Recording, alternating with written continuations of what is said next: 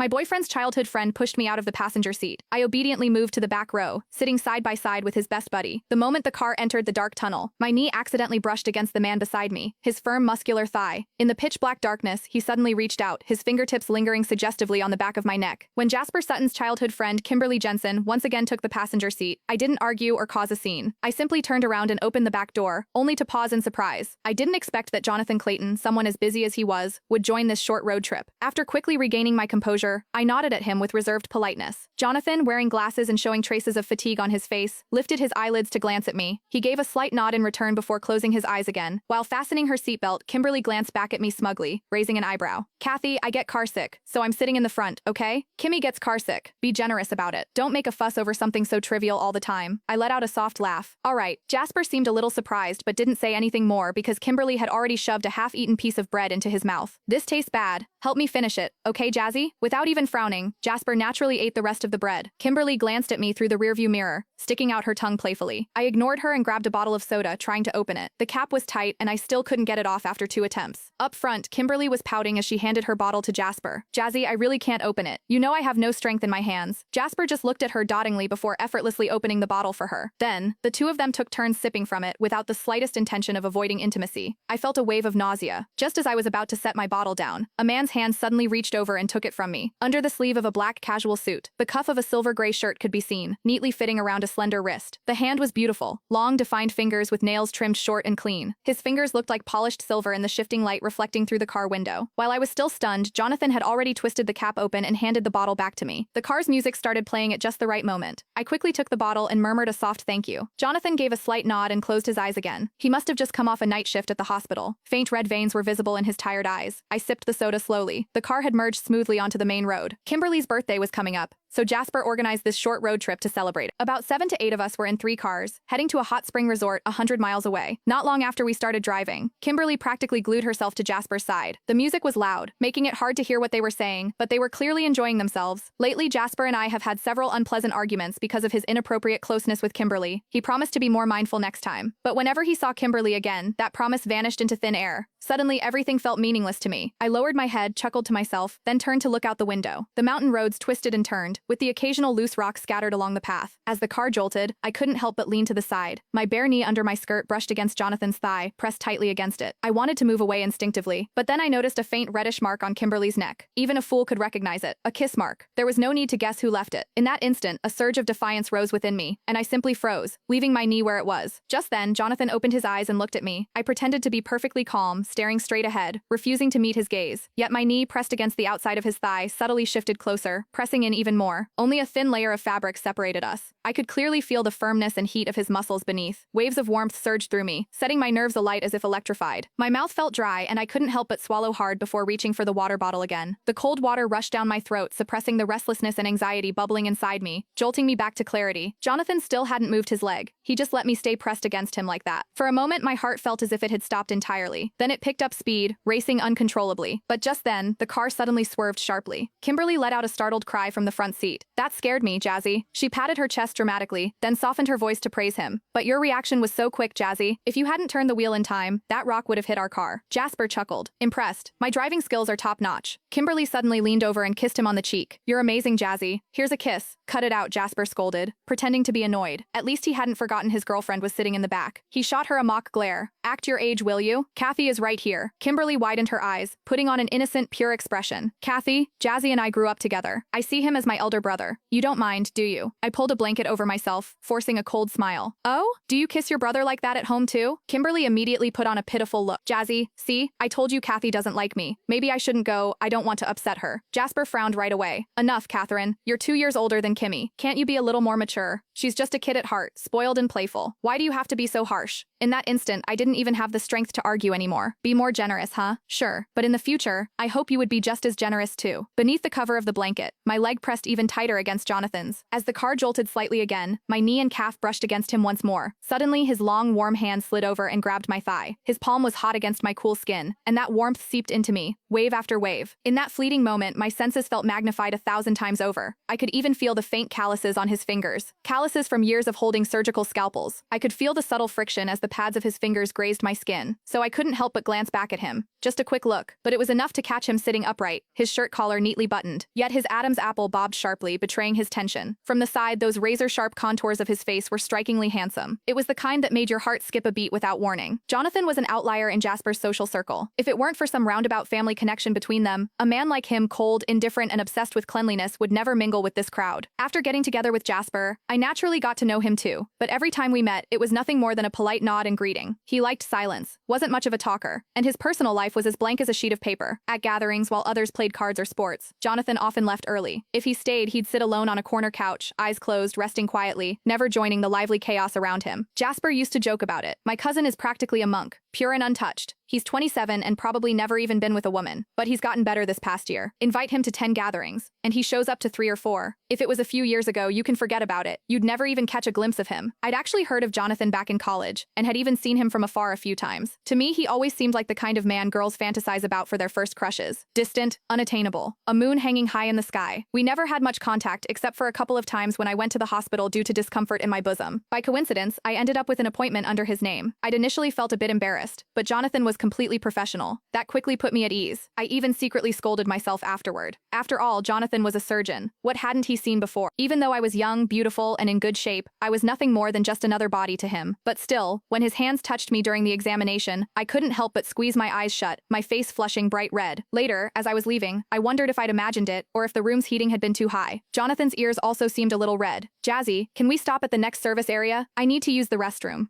Kimberly's voice suddenly pulled me back from my thoughts. I bit my lip gently, trying to shift my leg. But Jonathan's fingers only tightened their grip. I lowered my lashes, not daring to move again. Soon the car pulled over. Kimberly immediately whined, asking Jasper to accompany her to the restroom. Jasper glanced back at me, looking slightly conflicted. But Jonathan spoke up suddenly, his voice low and steady. She's asleep. Jasper seemed to relax at once. John, I'll just go with Kimmy to the restroom. We'll be back soon. Jonathan responded with a simple hum. The car door opened, then closed. Soon their voices faded away, leaving behind complete silence. Catherine. Jonathan suddenly pulled the blanket off my legs.